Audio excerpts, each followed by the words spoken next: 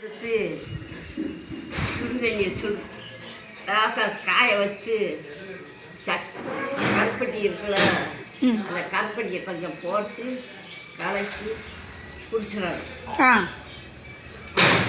வெள்ளை போட்டிருக்குல்ல, வெள்ளைப்பூடு, அதை உரித்து பசும்பாலை வாங்கி 100 பால் வாங்கி நல்லா காய்ச்சணும்.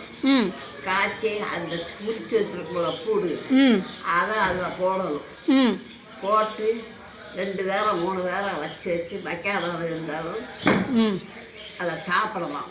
இப்போ நமக்கு உரப்பாக இருக்குது அப்படின்னா கொஞ்சம் சீனியை கூட போட்டு வச்சு 2 நாளைக்கு வச்சு சாப்பிட்டாலும் ஒன்றும் செய்யாது. ஏன்னா வயிறு வலிக்கு உள்ள மருந்தா? இப்போ நீங்கள் எந்த குறிப்பு சொல்கிறீங்க? வயிறு வலிக்கு, அது வயிறு வலிக்கு வயிற்று செஞ்சு எல்லா இதுக்கும் நல்ல. ஓ, எல்லாத்துக்கும் தீர்வு. சிக்காப்பி படிக்க வந்து சுக்கு, மல்லி, கருவேப்பிலை, இது மஞ்சள், அப்புறம் சித்திரத்தை, தேசாரம், மல்லி சொல்லிட்டல, சொல்லிட்டீங்க.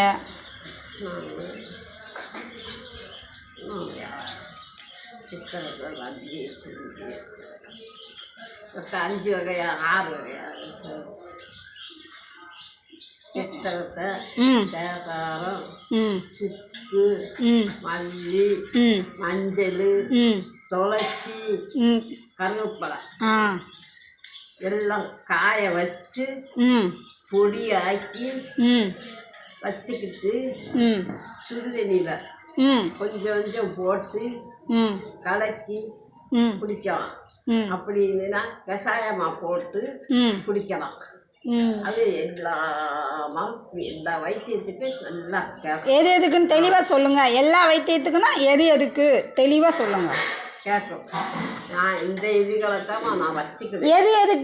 எதுக்கு கேட்கும் தெளிவாக சொல்லுங்கள். எதுக்கு கேட்கும்? எல்லா வயிறுக்கும் கேட்கும், தலைவலிக்கும் கேட்கும், மாஞ்சி எண்ணணும்னா மாஞ்சி எண்ணுறதுக்கும் கேட்கும். எல்லா இதுக்குமே அந்த மருந்து கேட்கும். ஆமாம், பசி இருக்கல அப்படின்னா சரி, ஒரு லோட்டா தண்ணி வைக்க அந்த பொடியை கொஞ்சம் போட, நமக்கு இனிப்பு வேணும்னா போட்டு குடிக்கலாம். சரி, இனிப்பு வேண்டாம் அப்படின்னா சும்மையும் குடிக்கலாம்.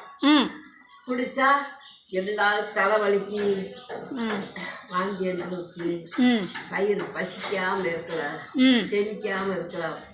செமிக்காமல் இருந்து கொடுக்கணும். அதுக்கு எல்லா நோய்க்கு அந்த இது. நான் மருந்தெல்லாம் இதுதான் சாப்பிடுவேன். ஆஸ்பத்திரிக்கே போக மாட்டேன். மொத்தமாக என்ன செய்வேன், பேர வாங்குவேன். வாங்கி மொத்தமாக காய போட்டு இடித்து பொடியாக இடித்து வச்சுக்கிடுவேன். பொடியாக இடித்து கருப்பட்டி இருக்குல்ல, அதையும் கூட போட்டு இடித்து நல்ல நேரத்தில் அதையும் போட்டு நல்லா பிணைச்சி உருண்டையாக உருட்டி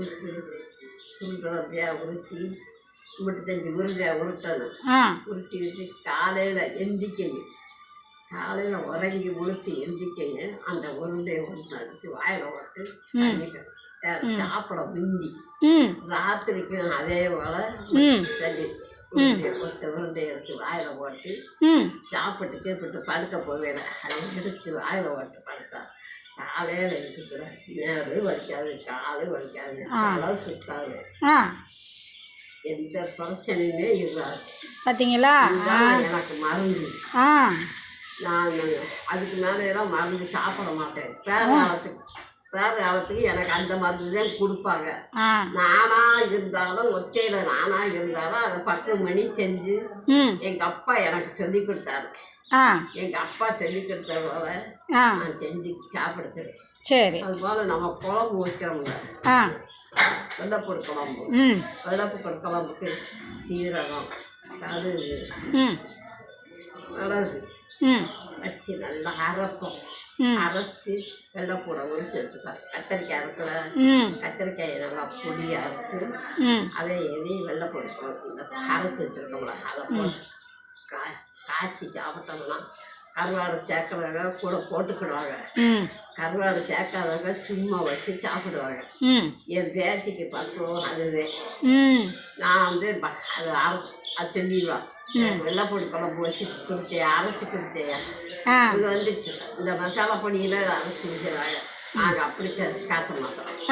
சீரகம், மிளகு, கடுகு எல்லாம் வச்சு நல்லா அரைச்சி கொல காய்ச்சி சோப்பு போட்டு பரட்டி சாப்பிட்டோம்னா மேலே அதுக்கு அவ்வளோ லேசாகும். செமிக்கையும் செய்யும், பசிக்கவும் செய்யும். எந்த